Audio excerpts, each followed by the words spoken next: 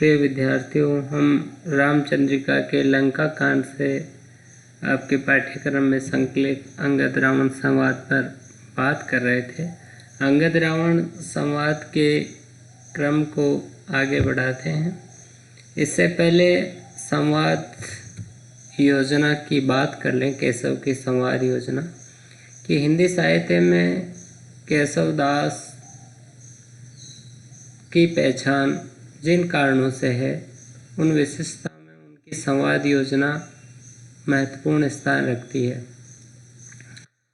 केशव दास पर कठिन काव्य के प्रेत होने का आरोप लगाया जाता है और ये कहा जाता है कि उनको कवि हृदय नहीं मिला था। आचार्यत्व ही उनकी सिद्धि ही उनमें थी। केशव पर इस तरह का आरोप लगाने वाले तमाम आलोचकों समीक्षकों ने भी केशव की संवाद योजना की उत्कृष्टता को एक मत से स्वीकार किया है और उनके कवित्व पर प्रश्न चिन्ह लगाने वाले समस्त समालोचकों ने इस बात को स्वीकार किया है कि रामचंद्रिका में केशव की सबसे बड़ी जो सफलता है वो उनकी संवाद योजना है। केशव का सर्वाधिक सकारात्मक जो पक्ष है वो उनकी संवाद योजना का है।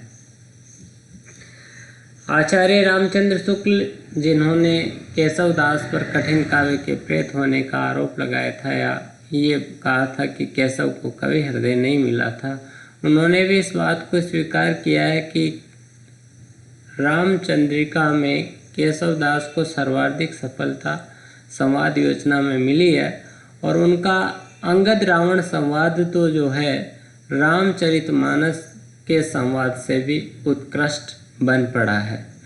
तो एक प्रबंध काव्य में संवाद योजना का जो सर्वोत्कृष्ट रूप देखने को मिलता है वो केशव दास द्वारा भी रचित रामचंद्रिका में दृष्टिगत होता है। और अंगद रावण संवाद पर हम बात कर रहे थे। कल जो छंद था वो अंगद और रावण के बीच वार्तालाप से संबंधित, जिसमें रावण जो है वो अंगद से परिचय पूछता है और अंगद अपना परिचय देते हैं कि जाति वानर लंक नायक दूत अंगद नाम है। इसके बाद इस छंद में को देखते हैं कि कौन के सुत बाली के वह कौन बाली न जानिए, काख चाप तुम्हें जो सागर साथ नाथ बखानिए। है कहाँ वह वीर अंगद देवलोक बताइयो, क्यों गयो रघुनाथ बान विमान बैठी सिधाइयो। रावण अंगद से पूछता है कि कौन के सुत, प्रश्न करता है कि तुम किसके पुत्र हो। तो अंगद उत्तर देते हैं बाली के, हम बाली के पुत्र हैं। अंगद में एक दूत में जो गुण होने चाहिए, निर्भीकता, साहस, आत्मविश्वास, कूटनीतिज्ञता, वो सारे गुण जो है अंगद में है और बड़े आत्मविश्वास के साथ अपने लिए सम्मानजनक शब्द का प्रयोग करते हुए कहता है कि हम बाली के पुत्र हैं। यहाँ हम जो है वो एक वचन के रूप में प्रयुक्त हुआ है क्योंकि सम्मान के रूप में प्रयुक्त हुआ है और ये हम बाली के पुत्र हैं, ये बड़े गर्व के साथ कह रहा है वो। और ये यहाँ पर उसका गर्व, स्वाभिमान जो है, आत्मविश्वास जो है वो झलक रहा है कि रावण के सामने भी वो बड़े स्वाभिमान के साथ परिचय देता है और उसे अपने बाली का पुत्र होने पर गर्व है, इसलिए कहता है कि हम बाली के पुत्र हैं। वह कौन बाली, रावण प्रश्न करता है कि रावण दंभी था, अभिमानी था और वह अपने आप को अपराजय मानता था, यद्यपि वह नहीं था। इसलिए वह कहता है कि दम्भ से भर करके प्रश्न करता है कि वो कौन बाली, कि वो बाली कौन है, तुम्हारे पिता बाली कौन है। तो अंगद कहता है न जानिए। अंगद बड़े आश्चर्यजनक रूप से कहता है कि तुम उनको नहीं जान पाए, तुम बाली को नहीं जानते हो। बड़े आश्चर्य की बात है कि तुम बाली को नहीं जानते हो, तुम बाली को भूल गए हो, मेरे पिता बाली को भूल गए हो। ये बड़ा आश्चर्यजनक है मेरे लिए। न जानी जो है ये आश्चर्यजनक बात लग रही अंगद को कि रावण जो है मेरे पिता बाली को कैसे भूल सकता है। तो अंगद उत्तर देता है कि काक चापी तुम्हें जो सागर सात नाथ बखानी। काक चापी यानी काक में चापी दबा करके तुम्हें जो सागर सात सागरों में नाथ स्नान बखानी, जिसका वर्णन किया जाता है कि वही बाली, वही पराक्रमी अजय बलशाली बाली जिन्होंने तुम्हें अपने काख में दबा करके, अपने बगल में दबा करके सातों सागरों में स्नान किया था। यहाँ पर एक अंतर कथा इसमें समाविष्ट हो जाती है, पौराणिक अंतर कथा, क्योंकि रावण अपने आप को त्रिलोक विजेता समझता था। उसने ये मानता था कि इस भूमंडल पर मेरे जैसा वीर शक्तिशाली बलशाली कोई नहीं है और मुझे कोई भी पराजित नहीं कर सकता है, मैं अपराजय हूँ। तो एक बार वो बाली के बारे में वो सुनता है, बाली की वीरता के बारे में, तो वो बाली को द्वंद्व युद्ध के लिए ललकारता है। बाली उस समय वंदन कर रहा था, पूजा कर रहा था, तो रावण के द्वारा ललकारे जाने से उसकी पूजा में व्यवधान हो रहा था, पर रावण बार बार जो है ललकार रहा था। तो बाली ने रावण को अपनी बगल में दबा लिया और सातों सागरों में, सातों समुद्रों में स्नान करने और सूर्य देव को अर्घ्य देने के बाद उसने रावण को छोड़ा। ऐसा कहा जाता है कि बाली जो बड़ा बलशाली था और वो प्रतिदिन सातों सागरों की परिक्रमा करके सूर्य देव को अर्घ्य देता था।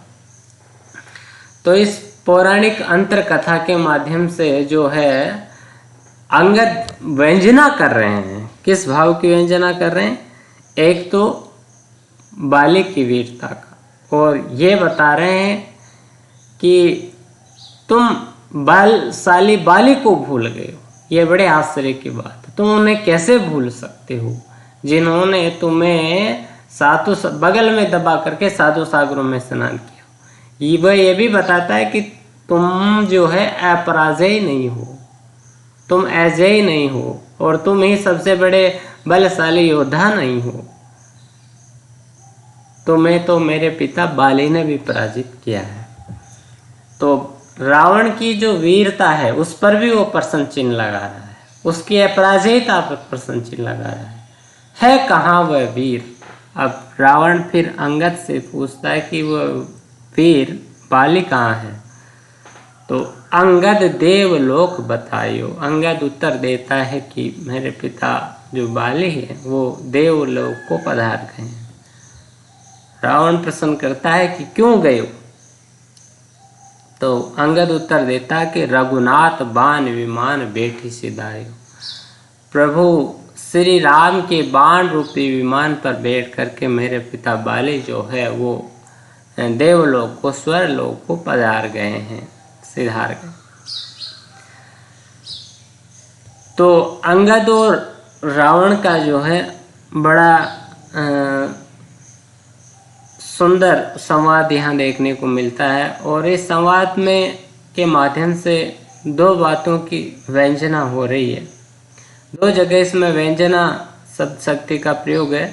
एक तो न जानिए वह कौन बाली न जानिए, इसके उत्तर में जो अंगद बोलता है कि कांक चापी तुम्हें जो सागर सात नाथ बखानी, इससे रावण की जो वीरता है उस पर प्रश्न चिन्ह लगता है, और बाली जो है अजय अपराजय है और उसने रावण को पराजित किया, इस बात की व्यंजना हो रही है।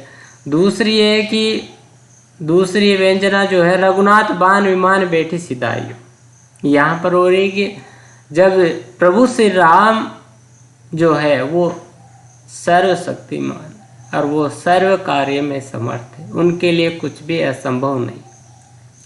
जब उनके वो अपने बाण से बाली को मार सकते हैं जो अपराजेय था, क्योंकि उसको वरदान था कि जो भी उससे युद्ध करता था उसका आधा बल उसमें समाविष्ट हो जाता था बाली में, इसलिए वो अपराजेय था, अजय था, और रावण को भी उसने पराजित किया था। तो उस बलशाली पराक्रमी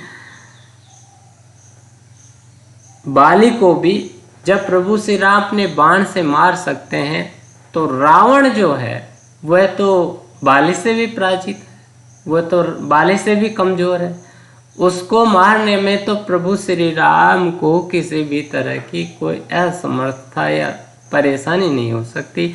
रावण की मृत्यु यहाँ अवश्यंभावी एक तरह से व्यंजना के माध्यम से हो रही है।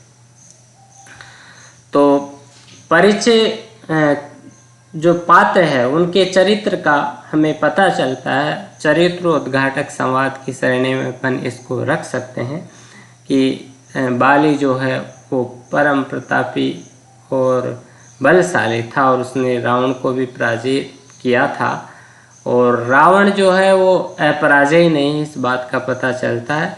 और प्रभु श्री राम की अपराजयता जो है उसका भी पता चलता है। इसमें भाषा ब्रज है ही और चंचरी छंद है, और चंचरी छंद में जो है रगण, सगण, जगण, जगण, भगण और रगण, इनका समावेश होता है। इनसे मिलकर के ये चंचरी वर्णित छंद बनता है।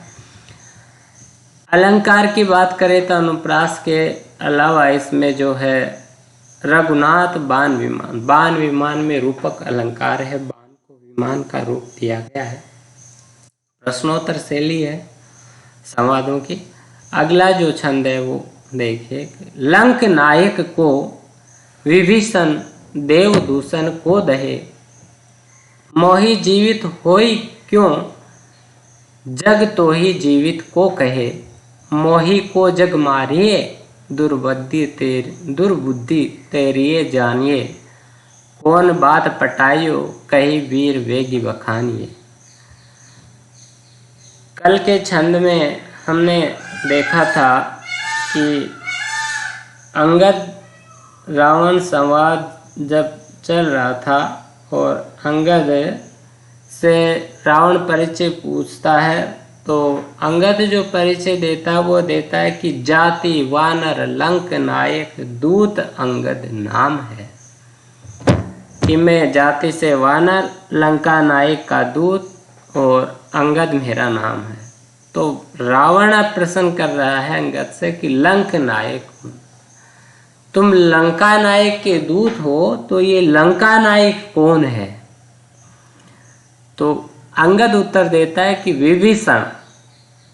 अंगद कहता है कि विभीषण लंका नायक है। देव दूषण को दहे, देव यानी देवताओं को, दूषण का अर्थ तो मर्दन दलन, यहाँ दुखी अर्थ दुखी करने वाले, को दहे को जलाता, जो देवताओं को दुखी करता है, देवताओं को पर अत्याचार करता है, देवताओं का आर्थ करता है, उसको भी जलाने में वाला विभीषण जो है वो लंका का नायक। क्योंकि रावण ने देवताओं को बंदी बना रखा था और विभीषण जो है वो राम का भक्त था, तो उसकी इस विभीषण की राम भक्ति से रावण जो था वो ईर्ष्या करता था, जलता था। इसलिए कहा गया है विभीषण के लिए कि देव दूषण को दहे, कि देवताओं को दूषण देने वाले तुम्हें, रावण को भी जो जलाता है वो विभीषण लंका का नायक है। तो रावण अगला प्रश्न करता अंगद से कि मोहि जीवित होई क्यों, कि मेरे जीवित रहते हुए विभीषण लंका का नायक या लंका का राजा कैसे हो सकता है? वो मेरा छोटा भाई है और मैं लंका का राजा हूँ, मेरे जीवित रहते हुए लंका का नायक, लंका का राजा कौन हो सकता है? तो अंगद उत्तर देता है कि जग तो ही जीवित को कहे, इस संसार में तुझे जीवित कौन कहता है। अर्थात संसार में सभी तुझे मरा हुआ मानते हैं, मरा हुआ घोषित कर रखा है सांसारिक लोगों ने। तो मरा हुआ क्यों रावण को? इसका कारण यह है कि रावण ने सीता का अपहरण किया था, और जो पर स्त्री का अपहरण करता है, पापाचरण करता है, वह अपयश का भागी होता है, और अपयश मृत्यु के समान है। अपयश मृत्यु के समान है। अगर व्यक्ति अपयश को ढोकर भी जिंदा रहता है तो उससे मुर्दा व्यक्ति जो है वो अच्छा है। रहीम ने भी तो लिखा है कि रहीमन पानी राखिए बिन पानी सब सून, पानी गए न उभरे मोती मानस चून। तो रावण पर अपयश है, कलंक है, किसका? पर स्त्री अपहरण का। और इसीलिए सांसारिक लोग जो उसके इस पापाचरण के कारण उसकी निंदा करते हैं और उसे मरा हुआ मानते। तो अपयश मृत्यु के समान है, अपयश मृत्यु है, इसकी यहाँ पर अभिव्यक्ति अंगद व्यंजना के माध्यम से करता है। और एक तरह से वो रावण पर आक्षेप लगाता है, किसका? पर स्त्री अपहरण का। मोही को जग मारिए। अब रावण चूंकि दंभी था और अपने आप को अपराजय समझता था, इसलिए वो कहता है कि संसार में मुझे कौन मार सकता है, मैं तो संसार का विजेता हूँ, मैं बहुत परम पराक्रमी बलशाली हूँ, मैं संसार का विजेता हूँ, मुझे इस संसार में कौन मार सकता है। तो अंगद उत्तर देता है कि दुर्बुद्धि तेरी ये जानिए, कि तेरी जो दुर्बुद्धि है, तेरी कुमति जो है, कुमति, तेरी जो मूर्खता है, वही तेरी सबसे बड़ी दुश्मन और वही तेरी शत्रु है, वही तुझे मार दे। तो कुमति को विनाश काले विपरीत बुद्धि कहा भी जाता है, कि जब व्यक्ति का विनाश आता है तो कुमति आ जाती, दुर्बुद्धि आ जाती, विपरीत बुद्धि हो जाती है। और यहाँ अंगद जो है रावण को कह रहे हैं कि तेरी कुमति जो है वही तेरी संहारक है, वही तेरी विनाशक है। कौन बात पटाइयो कही वीर वेगी बखानिए। अब रावण निरुत्तर हो जाता है तो वो कहता है कि हे वीर, तुमको किस बात के लिए यहाँ पर बेचा गया है उसका वर्णन कीजिए, वो बताइए।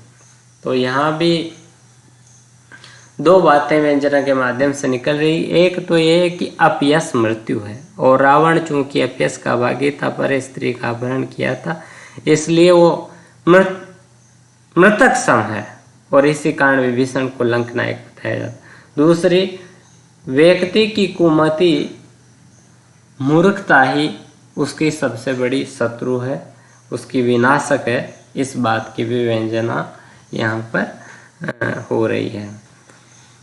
वही चंचरी छंद है और ब्रज भाषा है, प्रश्नोत्तर शैली है। अगला जो छंद है वो राम रावण युद्ध से संबंधित है। अंगद रावण के दरबार से आता है, राम रावण में युद्ध शुरू होता है, और जब राम और रावण का युद्ध होता है तो रावण रथारूढ़ होकर के आता है युद्ध रणभूमि में, और राम जो है पैदल है, भूमि पर खड़े हैं। तो उनकी इस स्थिति को देख करके देवराज इंद्र जो है उनकी सहायता के लिए रथ की व्यवस्था करता, अपने सारथी से कहता है, इसका इस छंद में वर्णन है। इंद्र श्री रघुनाथ को रथहीन भूतल देखी के, वेगी सारथी सो कहो रथ जाहि ले सुविशेष के। तून अच्छे बाण स्वच्छ अभेद ले तन त्राण को, आयो रण भूमि में मैं करी अप्रमेय प्रणाम को।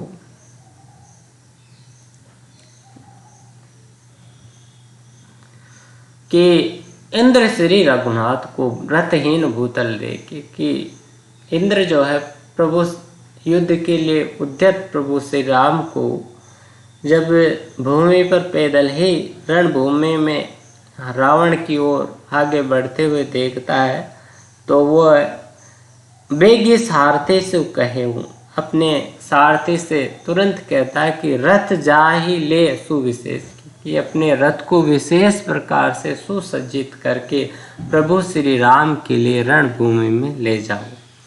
और रथ को किस तरह से सुसज्जित करना है, उसको सुविशेष किस प्रकार से बनाना है, इसके बारे में वो सारथी को कहता है कि तून अक्षय, कि रथ में इस प्रकार के तर्कस, तून यानी तर्कस, अच्छे यानी अक्षय, अक्षय यानी जो कभी समाप्त नहीं होने, कि रथ में जो है ऐसे तर्कस रखो जिनमें बाण जो है वो कभी समाप्त नहीं, अक्षय बाण, जिसके बाण कभी समाप्त नहीं हो, ऐसे तर्कसों से रथ को सुसज्जित करो। और स्वच्छ अभेद, और स्वच्छ और अभेद जिसको भेदा नहीं जा सके, ले तन त्राण को, त्राण तन यानी शरीर, त्राण यानी रक्षा करने वाला, तन की रक्षा करने वाला, शरीर की रक्षा करने वाला। तो पहले जो ये योद्धा थे वो युद्ध क्षेत्र में अपनी रक्षा के लिए, शरीर की रक्षा के लिए जो है कवच धारण करते थे। तो वही बात कह रहा है कि तुम रथ को जो है ऐसे तर्कसों से सुसज्जित करो जिनमें कभी समाप्त नहीं वाले बाण हो, और ऐसे कवच जिनको किसी भी शस्त्र से, अस्त्र से भेदा न जा सके, उनसे सुसज्जित करके रणभूमि में ले जाओ। आयो रणभूमि में करी अप्रमेय, अप्रमेय जिसका कोई माप नहीं हो सकता। तो तुम इस तरह से रथ को जो अनुपम बना करके, अतुलनीय बना करके, अतुलनीय रथ बना करके, अप्रमेय बना करके, अद्वितीय बना करके प्रभु श्री राम के लिए रणभूमि में ले जाओ। तो ये सारथी को प्रभु श्री राम की सहायता के लिए रथ ले जाने का यहाँ जो है देवराज इंद्र निर्देश देता है। चंचरी छंद है और ब्रज भाषा है, अलंकार जो है अनुप्रास के अलावा कोई विशेष है नहीं। धन्यवाद।